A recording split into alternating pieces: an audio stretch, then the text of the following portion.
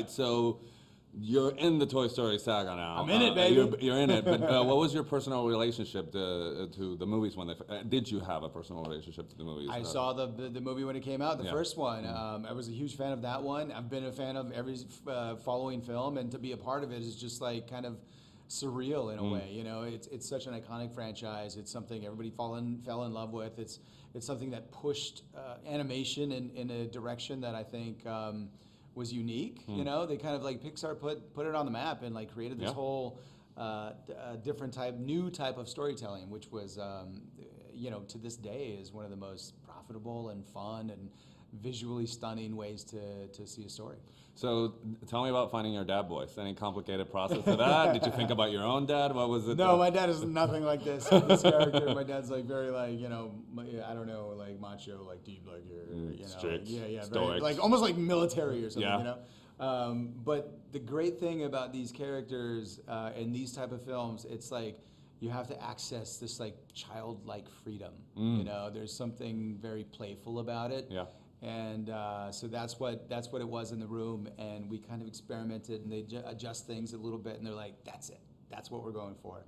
And it's like generally a bit bigger than, you know, like if I'm on a film or a television show or something like that. It's all like different, just sort of minor changes in terms of what you do and how you use your medium. You know, so yeah, it was fun though. It was a lot of fun.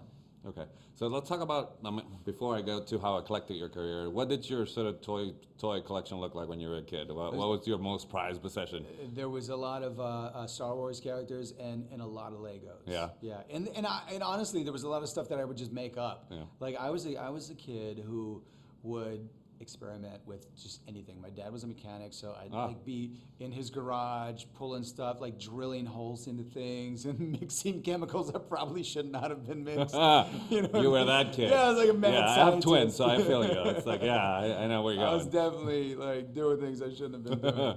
Yeah. All right, so this is Thursday. It's going to air on a Thursday, so let's do a little throwback. What do you remember about making Crazy Beautiful? Oh man, Yeah. that was like my first film. Yeah. It's my first film. It was with Kirsten, who was an absolute pro. She had been, you know, in a million things prior to that film. So I was like learning. It was like on-set education.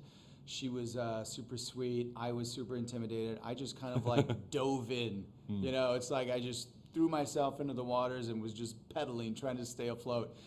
It was a crazy experience. Hollywood is a strange world, and it was all new to me. And without like getting, you know, overly like dramatic about it, but my manager who got me into Hollywood and started my career passed away. It was like 2 weeks before the movie opened. Wow. So it was like this crazy transitional period of my life. Yeah. So it was wild. It was wild. So let's talk about how impressive it is that you haven't been able to be boxed into anything. Your filmography is anything eclectic. Has there been a method to the madness? Have you been fighting that fight not to sort of be stereotype and do different things? You know, it's funny that you asked that, because it was a conscious decision to not play stereotypical characters. I was very much like, I'm going for the white guy. Like, I'm gonna be cast as the white guy, because the ones, if it was traditionally like a Hispanic character, it was like very limited, like range.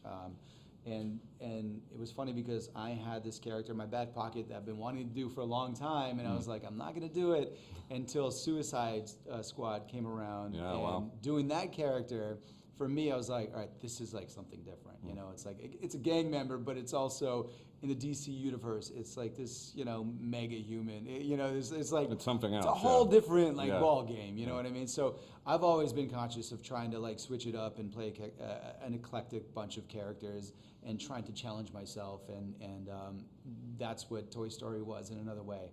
Trying to challenge myself and do something that's different, and exploring this world of voice acting, you know, because it's a different process. It's like going and doing theater is very different than doing a movie, you know. Okay. So did you take to it then, you think, in terms of the process of, because it sounded like you weren't alone in the booth, so that must have been gratifying. Well, I was alone as an actor. There weren't any Yeah. other acters, but yeah, it was the Audience of three? Or? yeah.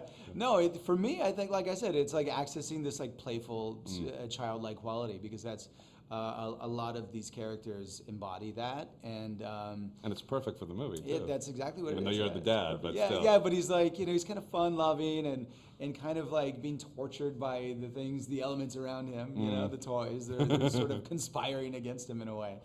But yeah, it was a lot of fun. It was a lot of fun. Would you say you're open to new things because you did Magnum? So you're in the industry of reboots and stuff. You said you're more open now to new takes on things now that you've sort of had that experience of having that show under your belt. I don't know if I would do. I mean, I suppose I would do maybe a reboot of something else. But like, I feel like getting that iconic character and playing Magnum is I want to do now something different. Yeah, you know what I'm saying? pivot. And that's why I love Toy Story, because it's so different than that, but it's still an iconic character and an iconic franchise. And so I just feel very fortunate to be able to do so many things like that. All right, pleasure talking to you, Steph. Thank you, man.